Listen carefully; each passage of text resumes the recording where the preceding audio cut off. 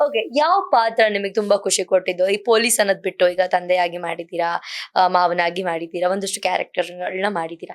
ಯಾವ ಪಾತ್ರ ನಿಮಗೆ ಓಕೆ ತುಂಬಾ ಖುಷಿ ಕೊಡ್ತು? ಅಥವಾ ಒಂದಷ್ಟು ಜನ ಹೇಳಿದ್ರು ಓಕೆ ಪೊಲೀಸ್ ಕ್ಯಾರೆಕ್ಟರ್ ಬಿಟ್ಟು ಈ ಕ್ಯಾರೆಕ್ಟರ್ ನಿಮ್ಗೆ ತುಂಬಾ ಚೆನ್ನಾಗಿ ಸೂಟ್ ಆಯ್ತು, ತುಂಬಾ ಚೆನ್ನಾಗಿತ್ತು ಇದು ಅಂತ ಯಾವ್ದಾದ್ರು ಇದೆಯಾ? ನನಗೆ ಪೊಲೀಸ್ ಕ್ಯಾರೆಕ್ಟರಲ್ಲಿ ಎಲ್ಲಾ ಫಿಲ್ಮಲ್ಲೂ ಒಳ್ಳೆ ಕ್ಯಾರೆಕ್ಟರ್ ಸಿಕ್ಕಿ ಎಲ್ಲ ರೆಕಗ್ನೈಸ್ಡ್ ಕ್ಯಾರೆಕ್ಟರ್. ವಿಶೇಷವಾಗಿ ಗುರುತಿಸುವಂತದ್ದಂದ್ರೆ ಸಾರಥಿ ಡಿ ಬಾಸ್ ಅವರ ಸಿನಿಮಾ. ಸಾರಥಿನಲ್ಲಿ ಒಂದು 2-3 ಡೇಸ್ ವರ್ಕ್ ಮಾಡಿದ್ರೆ 4 ಸೀನ್ 3 ಸೀನ್ ಬರುತ್ತೆ. ಅದ್ಭುತವಾದ ಸೀನ್ ಅದು. ಇವತ್ತರೆಗೂ ಟಿಲ್ ಟುಡೇ ಆ ಒಂದು ಸೀನ್ ಜನ ನೆನ್ಸ್ಕೋದು, ನಾನ್ ನೆನ್ಸ್ಕೊಳ್ದೇ ಇರ್ಬೋದು, ಬಟ್ ಜನ ಅಂತೂ ಎಲ್ಲೇ ಹೋದ್ರು ಸಾರ್ ರೇಷ್ಮೆ ನೀವು ಇನ್ಸ್ಪೆಕ್ಟರ್ ಅಲ್ಲ ಅಂತ ಗುರುತಿಸ್ತಾರೆ. ಯಾಕಷ್ಟು ಇದಾಯ್ತು ಅಂದ್ರೆ ಆ ಟೈಮಲ್ಲಿ ಒಂದು ಇನ್ಸಿಡೆಂಟ್ ಆಗಿ ದರ್ಶನ್ ಅವರು ಆ ಟೈಮಲ್ಲಿ ತೊಂದರೆಯಲ್ಲಿದ್ರು. ಸೊ ಆ ಸಮಯದಲ್ಲಿ ಅದನ್ನ ತುಂಬಾ ರಿಪೀಟ್ ಮಾಡಿ ಆ ಸೀನು ಜನಗಳಲ್ಲಿ ರೆಕಗ್ನೈಸ್ ಆಗ್ಬಿಡ್ತದೆ. ಈಗ ನೀವು ನೋಡಬಹುದು ಇನ್ಸ್ಟಾಗ್ರಾಮ್ ಅಥವಾ ಯೂಟ್ಯೂಬ್ ಫೇಸ್ಬುಕ್ ಅಲ್ಲಿ ಮಿಲಿಯನ್ಸ್ ಓಡಿದೆ. ನಾಟ್ ಓನ್ಲಿ 50 ಮಿಲಿಯನ್ಸ್ ಕಮ್ಮಿ ಆದೂ ಇಲ್ಲ, ಅಷ್ಟೊಂದು ಮಿಲಿಯನ್ಸ್ ಓಡಿದೆ. ಹಾಗಾಗಿ ಅಬ್ವಿಯಸ್ಲಿ ಜನರಲ್ ಮನಸ್ಸಲ್ಲಿ ಅದೊಂದು ಕ್ಯಾರೆಕ್ಟರ್ ಉಳ್ಕೊಂಡಿದೆ. ಸೊ ಹಾಗಾಗಿ ನನ್ನ ಇನ್ಸ್ಪೆಕ್ಟರ್ ಅಂತಾನೆ ಗುರುತಿಸ್ತಾರೆ.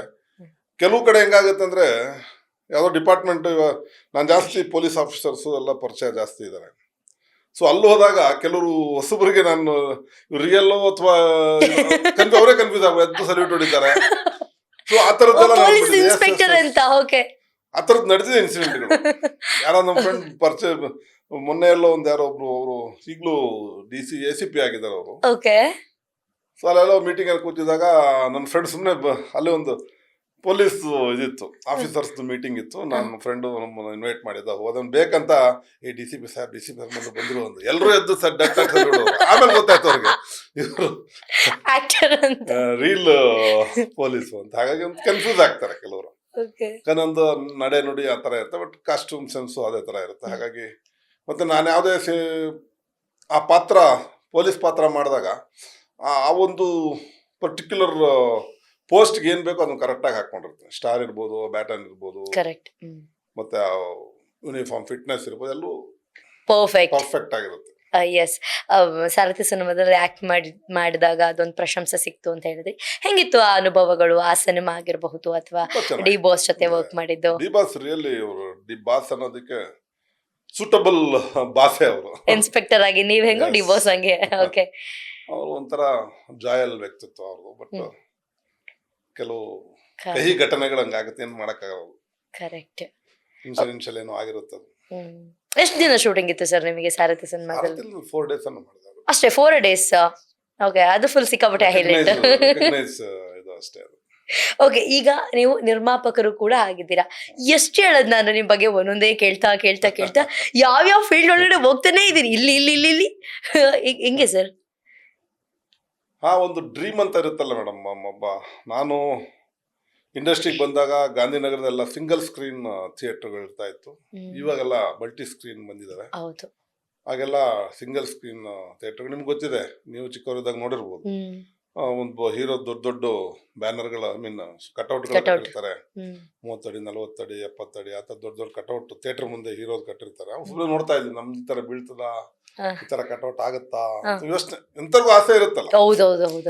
ಸೊ ಅದನ್ನ ಯೋಚನೆ ಮಾಡ್ತಾ ಇದ್ದಾಗ ಅದು ಆಗ್ಲಿಲ್ಲ, ನನ್ನ ಬೇರೆಯವ್ರ ಬ್ಯಾನರ್ಲಿ ಆಗ್ಲಿಲ್ಲ. ಹಾಗಾಗಿ ನಾನೇ ಯಾಕೊಂದು ಸಿನಿಮಾ ಮಾಡೋದು ಅಂತ ಒಂದು ಈಶ್ವರ್ ಒಂದು ಪಾತ್ರ ಅದೊಂದು ಮಾಡಿದೆ.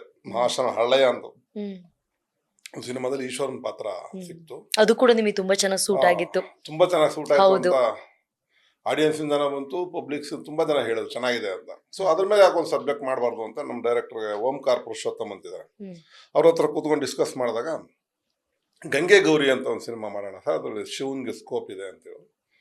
ಸೊ ನಿರ್ಮಾಣ ಮಾಡೋದು ನಾವೇ ಒಂದು 4-5 ಜನ ಸೇರ್ಕೊಂಡು ಅಮೌಂಟ್ ಹಾಕೊಂಡು ಮಾಡೋಣ ಅಂತ ಸ್ಟಾರ್ಟ್ ಮಾಡಿದ್ವಿ. ಅದು ಸ್ಟಾರ್ಟ್ ಇನ್ನೇನು ಕಂಪ್ಲೀಟ್ ಆಗೋ ಹಂತಕ್ಕೆ ಬಂತು. ಕೂತ್ಕೊಂಡು ಸ್ಟೋರಿ ಡಿಸ್ಕಸ್ ಮಾಡೋವಾಗ ತಾರಕೇಶ್ವರ ಅಂತ ಒಂದು ಕ್ಯಾರೆಕ್ಟರ್ ಬರುತ್ತೆ. ಪವರ್ಫುಲ್ ರಾಕ್ಷಸನ್ ಕ್ಯಾರೆಕ್ಟರ್, ಸೋಲೋ ಕ್ಯಾರೆಕ್ಟರ್, ತುಂಬ ಚೆನ್ನಾಗಿದೆ ಅದು. ಹಾಗಾಗಿ ಏನು ಮಾಡಿದೆ, ಇದಕ್ಕೆ ಸ್ವಲ್ಪ ಬ್ರೇಕ್ ಹಾಕಿತ್ತ ಗಂಗೆ ಗೌರಿಗೆ, ತಾರಕೇಶ್ವರ ಸ್ಟಾರ್ಟ್ ಮಾಡಿದ್ವಿ ಸಿನಿಮಾ. ಅದು ತುಂಬ ಚೆನ್ನಾಗಿ ಮೂಡ್ ಬಂತು. ಅದರಲ್ಲಿ ತಾರಕಾಸುರ ಬೇರೆ ಯಾರೋ ಟೈಟಲ್ ರಿಲೀಸ್ ಮಾಡ್ತಾರೆ, ತಾರಕೇಶ್ವರ ಅಂತ ನಾವು ಚೇಂಜ್ ಮಾಡ್ಕೊಂಡ್ವಿ. ಅದರಲ್ಲಿ ಸುಬ್ರಹ್ಮಣ್ಯನ ತಾರಕೇಶ್ವರನಿಗೆ ಇದಾಗಿರುತ್ತೇನೋ, ಯಾರು ಸಾಯಿಸಕ್ಕಾಗಲ್ಲ, ಸಾವೇ ಇಲ್ಲ ಅನ್ನೋ ಒಂದು ಇದನ್ನ ತಗೊಂಡಿರ್ತಾನೆ. ಅದಕ್ಕೆ ಬಾಲಕ ಮಾತ್ರ ಸಾಯಿಸ್ಬೋದು ಅಂತ ವರ ಸಿಕ್ಕಿರುತ್ತೆ. ಹಾಗಾಗಿ ಆ ಸಿನಿಮಾ ಸ್ಟಾರ್ಟ್ ಮಾಡಿದ್ವಿ. ಬರ್ತಾ ತುಂಬಾ ಚೆನ್ನಾಗಿ ಮೂಡ್ ಬಂತದು. ಸೊ ಅದನ್ನೇ ಫಸ್ಟ್ ರಿಲೀಸ್ ಮಾಡ್ಬಿಟ್ವಿ. ಸೊ ಅದರಲ್ಲಿ ನಮ್ಮ ಕುರುಕ್ಷೇತ್ರ ಹೇಗೆ ದರ್ಶನ್ ಅವರೊಂದು ಗದೆ ಹಿಡ್ಕೊಂಡು ನಡ್ಕೊಂಡ್ ಬರ್ತಾರಲ್ಲ, ಆ ತರದೊಂದು ಸೀನ್ ಬಂತಲ್ಲಿ. ಅದು ಆಟೋಮೆಟಿಕ್. ಅದು ನಮ್ಮ ಒಬ್ರು ಎಡಿಟರ್ ಕೂತ್ಕೊಂಡು ಗ್ರೀನ್ ಮ್ಯಾಟರ್ ಶೂಟ್ ಮಾಡುವಾಗ ನನ್ನ ವಾಕಿಂಗ್ ಸ್ಟೈಲ್ ನೋಡಿ ಒಂದು ಹಾಡೇ ಮಾಡೋಣ ಸರ್ ಅಂದ್ಬಿಟ್ಟು ಅಲ್ಲೇ ಇಮಿಡಿಯೇಟ್ ಆಗಿ ಒಂದು ಅದ್ರ ಬಗ್ಗೆ ಹಾಡು ಮಾಡ್ಬಿಟ್ರು. ಸೊ ಆ ಹಾಡು ತುಂಬಾ ಚೆನ್ನಾಗಿ ಬಂತು. ಹಾಗಾಗಿ ಫಸ್ಟ್ ಇದನ್ನ ರಿಲೀಸ್ ಮಾಡೋಣ ಅಂತ ತಾರಕೇಶ್ವರ ರಿಲೀಸ್ ಮಾಡಿದ್ವಿ. ಸೊ ಅಂತ ಪೋಸ್ಟ್ ಇದ್ದಾಗ ನಮ್ದು ಆಸೆ ಇರ್ತದಲ್ಲ, ಹಿಂದಿನ ಆಸೆ, ಈ ತರ ಕಟ್ಔಟ್ ಬಿಡ್ಬೇಕು ಅಂತ. So Gandhinagar main theatre Aparna book ಮಾಡಿದ್ವಿ. ಅಜಂತ ಮೊದಲು, ಅಪರ್ಣ ಈಗ ಅಜಂತ ಆಗಿದೆ. ಸೊ ಅಲ್ಲಿ ಒಂದು 72 ಅಡಿ ಕಟ್ಔಟು ನಮ್ಮ ಸ್ವಂತ ದುಡ್ಡಲ್ಲೇ ಹಾಕ್ಸ್ಕೊಂಡು ಆಸೆ ತೀರಿಸ್ಕೊಂಡು ಅಷ್ಟೇ. ನಮ್ಮ ಆಸೆ ಬೇರೆ ಯಾರು ತೀರಿಸಿಲ್ಲ, ನಾವೇ ತೀರಿಸ್ಕೋಬೇಕು. 2 ಸಿನಿಮಾನು ರಿಲೀಸ್ ಆಯ್ತು. ತಕ್ಕಮಟ್ಟಿಗೆ ಹೋಯ್ತು ಅಂತದ್ದೇನು ಲಾಭ ಏನಾಗ್ಲಿಲ್ಲ. ಅಲ್ಲಿಗೆ ಸರಿ ಆಯ್ತು. ಬಟ್ ಓಕೆ, ನಿಮಗೆ ಕಟ್ಔಟ್ ಖುಷಿ ಕೊಡ್ತು ಅಷ್ಟೇ. ತೃಪ್ತಿ ಇರ್ಬೇಕು. ಕರೆಕ್ಟ್. ಇವಾಗ ನೀವ್ ಹೇಳ್ತಾ ಇದ್ರಿ ಆಗ ಅಷ್ಟು ಸಿನಿಮಾಗಳು, ಒಂದ್ ಸಿನಿಮಾಗಳನ್ನ ಸ್ಟಾಪ್ ಮಾಡಿ ನೆಕ್ಸ್ಟ್ ಸಿನಿಮಾನ ಮಾಡಿದ್ವಿ, ಈ ತರ ಎಲ್ಲ ನಡೀತಾ ಇತ್ತು, ಸಿನಿಮಾಗಳು ರಿಲೀಸ್ ಆಗ್ತಾ ಇತ್ತು, ಈ ತರ ಹೇಳಿದೆ. 2 ಸಿನಿಮಾ ರಿಲೀಸ್ ಆಯ್ತು ಅಂತಂದ್ರಿ. ಬಟ್ ಈಗ ನಮ್ ಕನ್ನಡ ಚಿತ್ರರಂಗ ಎಲ್ಲೋ ಒಂದ್ ಕಡೆ ಕುಗ್ತಾ ಇದೆ ಅಂತ ಒಂದಷ್ಟು ಜನರ ಪ್ರಶ್ನೆ. ಯಾಕೆ ಒಳ್ಳೆ ಸಿನಿಮಾಗಳು ಬರ್ತಿಲ್ಲ? ಯಾಕೆ ಸಿನಿಮಾ ನಿಲ್ತಾ ಇಲ್ಲ? ಯಾಕೆ ಬರೀ ಹೊಡೆದಾಟ? ಮತ್ತೆ ಈಗ ಒಂದು ಆಕ್ಚುಲಿ KD ಸಿನಿಮಾದಲ್ಲಿ ಒಂದು ಸಾಂಗ್ ರಿಲೀಸ್ ಆಯ್ತು. ಇಂಥ ಸಾಂಗ್ ಅವಶ್ಯಕತೆ ಇದೆಯಾ ಅಂತ ಒಂದಷ್ಟು ಇವತ್ತು ನೆನ್ನೆಯಿಂದನೂ ಕೂಡ ಇದು ಸಿಕ್ಕಾಬಟ್ಟೆ ಇದಾಗ್ತದೆ. ಆ ಒಂದು ಲಿರಿಕ್ಸ್ ಎಸ್ ಹೌದೌದು. ಆ ಸಾಂಗಿಗೆ ಒಂದಷ್ಟು ಜನ ನೆಗೆಟಿವ್ ಆಗಿ, ಒಂದಷ್ಟು ಜನ ಏನು ಸರ್ 99% ಜನ ನೆಗೆಟಿವ್ ಮಾತಾಡ್ತಿದ್ದಾರೆ. ಬೇಕಾ ನಮ್ ಕನ್ನಡ ಇಂಡಸ್ಟ್ರಿಗೆ ಈ ತರದ್ ಒಂದು ಲಿರಿಕ್ಸ್ ಅಂತ? ತಮ್ಮಿಗೆ ಏನ್ ಅನ್ಸುತ್ತೆ ಮೇಡಮ್? ಈಗ ಕನ್ನಡ ಇಂಡಸ್ಟ್ರಿ ಹೋಗಿರೋದು ನಿಜ. ಕಾರಣ ಅದಕ್ಕೆ ನಮ್ಮ ಬಹುತೇಕ ನಾಯಕ ನಟರುಗಳೇ. ಯಾಕಂದ್ರೆ ಮೊದಲೆಲ್ಲ ಡಾಕ್ಟರ್ ರಾಜ್ಕುಮಾರ್ ಅವರು, ವಿಷ್ಣುವರ್ಧನ್, ಅಂಬರೀಶ್ ಅವರು ಇದ್ದಾಗ ಅವರೆಲ್ಲೂ ಯಾರಿಗೂ ಈಸಿಲಿ ಅಕ್ಸೆಸಬಲ್ ಇರ್ತಾ ಇರ್ಲಿಲ್ಲ. ಅವರು ಅವ್ರು ನೋಡ್ಬೇಕಂದ್ರೆ ಥಿಯೇಟರ್ ನೋಡ್ಬೇಕು. ಹೌದು. ಎಲ್ಲೋ ಒಂದ್ ಕಡೆ 6 ತಿಂಗಳು 3 ತಿಂಗಳು ಎಲ್ಲೋ ಮದುವೆಯಲ್ಲಿ ಅಥವಾ ಜಾತ್ರೆನಲ್ಲಿ ಸಮಾರಂಭದಲ್ಲಿ ಇದ್ದಾಗ ಅಲ್ಲೊಂದು 10 ನಿಮಿಷ ಬಂದು ಮುಖ ಸುಮ್ಮನೆ ದೂರದಿಂದ ತೋರಿಸ್ಬಿಟ್ಟು ಹೋಗ್ಬಿಡೋರು. ಈಗ ಆತರ ಇಲ್ಲ. ಯಾವ ಹೀರೋ ಆದ್ರೂ ಯಾವುದೋ ಒಂದು ಚಾನಲ್ ಬಂದು ಕೂತು 1/2-3 ಗಂಟೆ ಮಾತಾಡ್ತಾರೆ. ಎವ್ರಿ ಡೇ ಯಾವುದೋ ಒಂದು ಶೋ ನಡೆಸ್ಕೊಡ್ತಾರೆ. ಏನೋ ಒಂದು ನಡೀತಾ ಇರ್ತದೆ. ಇನ್ಸ್ಟಾಗ್ರಾಮ್, ಯೂಟ್ಯೂಬ್, ಇನ್ಸ್ಟಾಗ್ರಾಮು, ಅವ್ರ ಫಾಲೋವರ್ಸ್, ಅವ್ರ ಪೇಜಸ್ ಎಲ್ಲ ಅವ್ರ ಅಲ್ಲಿ ಬಂದು ಮಾತಾಡ್ತಾ ಇರ್ತಾರೆ. ಅಲ್ಲೇ ನೋಡ್ತಾ ಇರ್ತಾರೆ ಅವರು. ಅವ್ರು ಮತ್ತೆ ಥಿಯೇಟರ್ಗೆ ಯಾಕೆ ನೋಡ್ಬೇಕು ಅವ್ರ ಹೋಗಿ? ಈಗ ನಾವು ಫಾರ್ ಎಕ್ಸಾಂಪಲ್ ಈಗ ದೇವ್ರನ್ನೆಲ್ಲ ನೋಡ್ತೀವಿ, ದೇವಸ್ಥಾನದ ದೇವ್ರು ನಮ್ಮ ಹತ್ರ ಬರಲ್ಲ. ದೇವಸ್ಥಾನ. ಅಣ್ಣವ್ರೇನ್ ಹೇಳಿದ್ರು?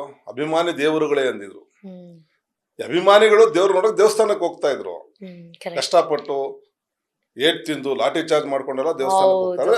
ಥಿಯೇಟರ್ಗೆ ಹೋಗಿ ಅವ್ರು ನೋಡ್ತಾ ಇದ್ರು. ಓ ನಮ್ ದೇವ್ರ ಸಿನಿಮಾ, ದೇವ್ರೇ ನೋಡೋರನ್ನ. ಈಗಲೂ ಕೆಲವರು ಆರ್ಟಿಸ್ಟ್ಗಳನ್ನ ಕಾಮನ್ ಮ್ಯಾನ್ ದೇವ್ರ ತರಾನೇ ಟ್ರೀಟ್ ಮಾಡ್ತಾರೆ. ಸೊ ಆತರ ಇದ್ದಾಗ ಅವರಲ್ಲಿ ಥಿಯೇಟರ್ಗೆ ಹೋಗಿ ನನ್ನ ದೇವ್ರು ನೋಡ್ಬೇಕಂತ ಹೋಗ್ತಾ ಇದ್ರು. ನಿಮ್ ದೇವರೇ ನಿಮ್ ಮುಂದೆ ಕಣ್ ಮುಂದೆ ಕೂತ್ಕೊಂಡ ಬೇರೆ ಥಿಯೇಟರ್ಗೆ ಯಾಕೆ ನೋಡ್ತಾರೆ? ಲಾಠಿ ಚಾರ್ಜ್ ಮಾಡ್ಕೋತಾರೆ. ಅದೊಂದು ಮೇನ್. ಎರಡನೇದು ಸಿಂಗಲ್ ಸ್ಕ್ರೀನ್ಗಳಿಲ್ಲ, ಮಲ್ಟಿ ಸ್ಕ್ರೀನ್ಸ್. ಆ ಮಲ್ಟಿ ಸ್ಕ್ರೀನ್ಗಳಲ್ಲಿ ಎಲ್ಲ ದೊಡ್ಡ ದೊಡ್ಡ ಮಾಲ್ಗಳು. ನಮ್ಮ ಆಡಿಯನ್ಸ್ ಇರೋದು ಆಟೋ ಡ್ರೈವರ್ಸು, ಕೂಲಿ ಕಾರ್ಮಿಕರು, ಹೋಟೆಲ್ ಕಾರ್ಮಿಕರು, ಆತರ ಮಿಡ್ಲ್ ಕ್ಲಾಸ್ ಅವರು. ಯಾವ ಮಾಲಲ್ಲೂ ಆಟೋಗಳಿಗೆ ಪರ್ಮಿಷನ್ ಇಲ್ಲ. ಸೊ ಆಟೋ ಹೊರಗಡೆ ನಿಲ್ಸೋದ್ರೆ ಸೀಟ್ ಕತ್ಕೊಂಡು ಹೋಗ್ಬಿಡ್ತಾರೆ, ಟೈರೇ ಬಿಚ್ಕೊಂಡು ಹೋಗ್ಬಿಡ್ತಾರೆ. ಇಲ್ಲ ಎಲ್ಲಾರು ನಿಲ್ಸಿದ್ರೆ ಪೊಲೀಸ್ನವರು 1,000 ರೂಪಾಯಿ ಫೈನ್ ಹಾಕ್ತಾರೆ. ಆ ಭಂಗಕ್ಕೆ ಯಾಕೆ ಪಿಕ್ಚರ್ ನೋಡ್ತಾರೆ ಒಂದು ಆಟೋ ಡ್ರೈವರ್ಸ್? ಸೇಫ್ಟಿನೇ ಇಲ್ಲ ಅಂತ ಯಾಕೆ ನೋಡ್ತಾರೆ? ಆಮೇಲೆ ನೋಡಿಲ್ಲ ಅಂದ್ರೆ ನೆಕ್ಸ್ಟ್ ಒಂದು ವಾರದಲ್ಲಿ ಅವ್ರ ಮೊಬೈಲ್ ಕೂತ್ಕೊಂಡು ಎಲ್ಲೋ ಪಾರ್ಕಿಂಗ್ ಎಲ್ಲ ಗಾಡಿ ಹಾಕೊಂಡು ನೋಡ್ತಾರೆ. ಕಸ್ಟಮರ್ ಬರು ಪಿಕ್ಚರ್ ನೋಡ್ತಾ ಇರ್ತಾರೆ. 10 ನಿಮಿಷ ನೋಡ್ತಾರೆ, ನೆಕ್ಸ್ಟ್ ಸ್ಟಾಪ್ ಹೋಗ್ತಾರಲ್ಲ, ಕಸ್ಟಮರ್ ಕೂತ್ಕೊಂಡು ನೋಡ್ತಾರೆ. ಈದಿಲ್ ಸಿಗೋವಾಗ ಯಾಕೆ ಥಿಯೇಟರ್ಗೆ ಹೋಗ್ಬೇಕು?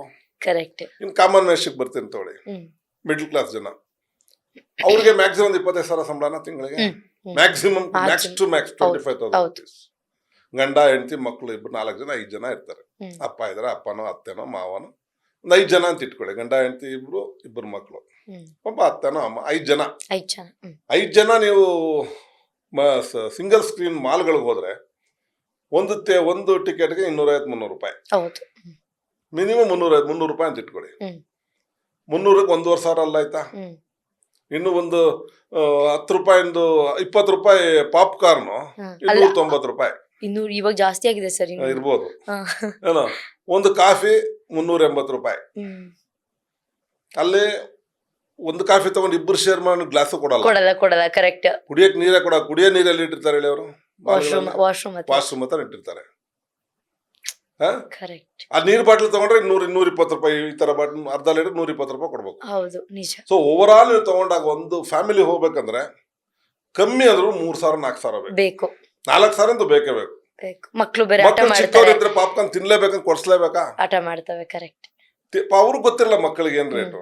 ಸೊ ಈ ತರ 5,000 ರೂಪಾಯಿ ಕೊಟ್ಟು ಒಂದು ಫ್ಯಾಮಿಲಿ ಒಂದು ಸಿನಿಮಾ ನೋಡಕ್ ಹೋದ್ರೆ ಅವ್ರಿಗೆ ಏನ್ ಲಾಭ?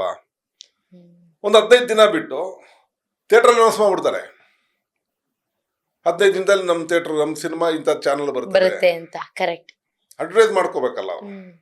ಸೊ ಇಷ್ಟೆಲ್ಲ ಇದ್ದಾಗ ಮತ್ತೆ ಇಂಡಸ್ಟ್ರಿ ಉಳಿಬೇಕು, ಇಂಡಸ್ಟ್ರಿ ಬೆಳಿಬೇಕು ಅಂದ್ರೆ ಎಲ್ಲಿ ಬೆಳುತ್ತೆ? ಇನ್ನು ನಿಮ್ದು ಅದು ಪ್ಯಾನ್ ಇಂಡಿಯಾ ಮೂವೀಸ್ 4-5 ವರ್ಷ ಆಗುತ್ತೆ ಒಂದೊಂದು ಸಿನಿಮಾ ಬರೋದಕ್ಕೆ. ಸೊ 4-5 ವರ್ಷ ಯಾರಿಗ್ ಲಾಭ? ಅದು 100 ಕೋಟಿ ಇನ್ವೆಸ್ಟ್ ಮಾಡ್ತಾರೆ, ಇಲ್ಲ ಅಂತಲ್ಲ. ಬಟ್ ಈ ಚಿಕ್ಕ ಪುಟ್ಟ ಸಿನಿಮಾ ಅಂದ್ರೆ ದಿನಕ್ಕೆ ಒಂದು 40-45 ಜನ ವರ್ಕ್ ಮಾಡ್ತಾರೆ ಪರ್ ಡೇ. ಒಂದು ಸಿನಿಮಾ ಮಾಡ್ಬೇಕಂದ್ರೆ ಪ್ರೊಡಕ್ಷನ್ ಬಾಯಿಂದ ಹಿಡಿದು ಡೈರೆಕ್ಟರ್ ತನಕ 50 ಜನ ಮಿನಿಮಮ್ 40 ಜನ ಮಾಡ್ತಾರೆ. 40 ಜನದ್ದು ಆವತ್ತಿನ ಜೀವನ ನಡೆಯುತ್ತೆ ಅವು. ಈ ಪ್ಯಾನ್ ಇಂಡಿಯಾ ಒಂದು ಸಿನಿಮಾ ಮಾಡಕ್ಕೆ 5 ವರ್ಷ 4 ವರ್ಷ ತಗೊಂಡ್ರೆ ಯಾರಿಗ್ ಲಾಭ? ಅದು ಇವರೆಲ್ಲ ಎಲ್ಲಿ ಹೋಗ್ಬೇಕು? ಒಂದು ವರ್ಕರ್ಸು. ಕರೆಕ್ಟ್. ಸೊ ಅದರಿಂದ ಇಂಡಸ್ಟ್ರಿ ಹೊಡ್ತಾ ಬೀಳ್ತಾ ಇದೆ. ಮತ್ತೆ ಈ ಸೋಷಿಯಲ್ ಮೀಡಿಯಾಗಳು ರಾಂಗ್ ಪ್ರೊಪಗಂಡ ಮಾಡೋದು. ಸಿನಿಮಾ ನೋಡೇ ಇಲ್ಲ ಅವರು, ಮತ್ತೆ ಫೇಕ್ ಅಕೌಂಟ್ಗಳು. ಮೊನ್ನೆ ನಾವು ಜಗ್ಗೇಶ್ ಅವರೆಲ್ಲ ಸಿನಿಮಾ ಮತ್ತೆ ಇವರು ನಮ್ಮ ತನಿಷಾ ಕುಪ್ಪಂಡ ಅವರೆಲ್ಲ ಕಂಪ್ಲೇಂಟ್ ಕೊಟ್ವಿ ಯಶವಂತಪುರ DCP ಆಫೀಸಲ್ಲಿ ಇದೇ ವೈರಸಿ ವಿಷಯದಲ್ಲಿ. ಒಬ್ಬೊಬ್ರು 50-60 ಅಕೌಂಟ್ ಓಪನ್ ಮಾಡ್ಕೊಂಡಿದ್ದಾರೆ. ಇನ್ನು ಥಿಯೇಟರ್ ಸಿನಿಮಾ ರಿಲೀಸ್ ಆಗಿರಲ್ಲ, ಡಿಜಿಟಲ್ ಅಲ್ಲಿ ಮಾಡ್ಬಿಡ್ತಾರೆ. ಅವ್ರಲ್ಲಿ ಲಕ್ಷಾಂತರ ರೂಪಾಯಿ ದುಡ್ಡು ಅವ್ರ ಅಕೌಂಟ್ ಅಲ್ಲಿ 40-50-60 ಅಕೌಂಟ್. ಮತ್ತೆ ಕೆಲವರು ಈ ಫ್ಯಾನ್ ವಾರ್ಸ್, ವೈರಸಿ ಜೊತೆಗೆ ಫ್ಯಾನ್ ವಾರ್ ಕೂಡ ಒಂಥರ ಈ ಕ್ಯಾನ್ಸರ್ ಅದು ಫ್ಯಾನ್ ವಾರ್. ಮೊದ್ಲೆಲ್ಲ ಇದ್ದಾಗ ಚಿಕ್ಕ ಪುಟ್ಟ ಭಿನ್ನಾಭಿಪ್ರಾಯಗಳಿತ್ತು, ಇಲ್ಲ ಅಂತಲ್ಲ. ಬಟ್ ಇಷ್ಟು ಕೀಳುಮಟ್ಟಕ್ಕೆ ಇಳಿತಾ ಇರಲಿಲ್ಲ ಯಾರು. ಸೋಷಿಯಲ್ ಮೀಡಿಯಾ ಅಕ್ಸೆಸಬಲ್ ಇರಲಿಲ್ಲ ಅವಾಗ. ಈಗೇನಾಗಿದೆ, ಎಲ್ಲ ಅಕ್ಸೆಸಬಲ್. ಯಾರು ಬೇಕಾದ್ರೆ ಏನ್ ಬೇಕಾದ್ರೂ ಮಾತಾಡ್ಬೋದು.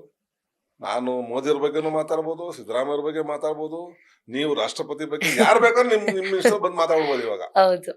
ಮತ್ತೆ ಅದಕ್ಕೊಂದು ಅದರದೇ ಸ್ಯಾಂಟಿಟಿ ಇರ್ತಾ ಇತ್ತು, ಡಿಸಿಪ್ಲಿನ್ ಇರ್ತಾ ಇತ್ತು, ಡಿಗ್ನಿಟಿ ಇರ್ತಾ ಇತ್ತು. ಬಟ್ ಇದು ಏನಿಲ್ಲ ಈಗ. ಯಾರು ಬೇಕಾದ್ರೆ ಏನ್ ಬೇಕಾದ್ರೂ ಮಾತಾಡ್ಬೋದು. ವಾಕ್ ಸ್ವಾತಂತ್ರ್ಯದ ದುರುಪಯೋಗ ಆಗ್ತಾ ಇದೆ. ಹಾಗಾಗಿ ಯಾವ ಸೋಷಿಯಲ್ ಮೀಡಿಯಾ ತಗೊಂಡ್ರೆ ಯಾವ್ದೋ ಒಂದು ಸೀನ್ ಬರ್ತಾ ಇರ್ತದೆ. ಒಂದ್ 2-3 ಸೀನ್ ನೋಡೋ ಸಿನಿಮಾ ಏನು ಅಂತ ಬಂಡವಾಳ ಗೊತ್ತಾಗ್ಬಿಡುತ್ತೆ. ಯಾಕೆ ನೋಡಕ್ ಹೋಗ್ತಾರೆ ಸಿನಿಮಾ? ಸಿನಿಮಾ ಓಡಲ್ಲ, ನಮ್ದೇ ತಪ್ಪು, ಜನಗಳ ತಪ್ಪಲ್ಲ. ಒಳ್ಳೆ ಸಿನಿಮಾ ಕೂಡ ಜನ ಬಂದೇ ಬರ್ತಾರೆ. ನಾವ್ ಯಾವ್ದೋ ಒಂದು ಆಸೆ ಚಿಕ್ಕ ಪುಟ್ಟ ಸಿನಿಮಾ ಮಾಡ್ಬಿಟ್ಟು ಏನೋ ಕೆಟ್ಟದಾಗ ಸಿನಿಮಾ ಮಾಡ್ಬಿಟ್ರೆ ಜನ ಯಾಕೆ ಬರ್ತಾರೆ? ಅವ್ನು 5,000 ಇನ್ವೆಸ್ಟ್ ಮಾಡಿ ಒಂದ್ ಸಿನಿಮಾ ನೋಡ್ಬೇಕು ಅಂದಾಗ ವರ್ತ್ಫುಲ್ ಇರ್ಬೇಕು ಅವನಿಗೆ. ನಾನು ಸಿನಿಮಾ ನೋಡ್ದಪ್ಪ, ಸಮಾಧಾನ ಆಯ್ತು ನನಗೆ, ತೃಪ್ತಿ ನಗೋದು ಅಳೋದು ಏನೋ ಒಂದ್ ಇರ್ಬೇಕು. ಎಲ್ಲ ಸಿಗೋ ಕಡೆ 4 ವರ್ಷ ಯಾರು ಮುಂದೆ ನೋಡ್ತಾರೆ? ಸೋಷಿಯಲ್ ಮೀಡಿಯಾ ಎಲ್ಲ ಸಿಗುವಾಗ ಥಿಯೇಟರ್ ಬಂದು ಯಾಕೆ ನೋಡ್ತಾರೆ? ಹಾಗಾಗಿ ಇದೇ ಸಿನಿಮಾ ಇಂಡಸ್ಟ್ರಿ ಹೊಡ್ತಾ ಅಷ್ಟೇ, ಬೇರೆ ಇನ್ನೇನು ಇಲ್ಲ. ಕಥೆಗಳು ಚೆನ್ನಾಗಿದ್ದಾವೆ, ಒಳ್ಳೆ ಡೈರೆಕ್ಟರ್ಸ್ ಇದ್ದಾರೆ. ನಮ್ಮ ಇಂಡಸ್ಟ್ರಿ ಒಂದು ದುರಂತ ಅಂದ್ರೆ ಒಳ್ಳೆ ಡೈರೆಕ್ಟರ್ಗೆ ಒಳ್ಳೆ ಪ್ರೊಡ್ಯೂಸರ್ ಸಿಗಲ್ಲ, ಒಳ್ಳೆ ಪ್ರೊಡ್ಯೂಸರ್ಗೆ ಒಳ್ಳೆ ಡೈರೆಕ್ಟರ್ ಸಿಗಲ್ಲ. ಕರೆಕ್ಟ್. ಸಮಟೈಮ್ಸ್ ಒಂದಲ್ಲ ಡುಬಾಕುರ್ಗಳು ಇರ್ತಾರೆ. ಎಲ್ಲದಕ್ಕೂ ಹೆಂಗ್ ಮುಂಡಾಕ್ಸ್ಬೇಕಂತ ನೋಡ್ತಾರೆ ಕೆಲವರು, ಎಲ್ಲರೂ ಅಂತಲ್ಲ, ಕೆಲವರು ಇದ್ದಾರೆ. ಇದ್ದಾರೆ. It's the main reason.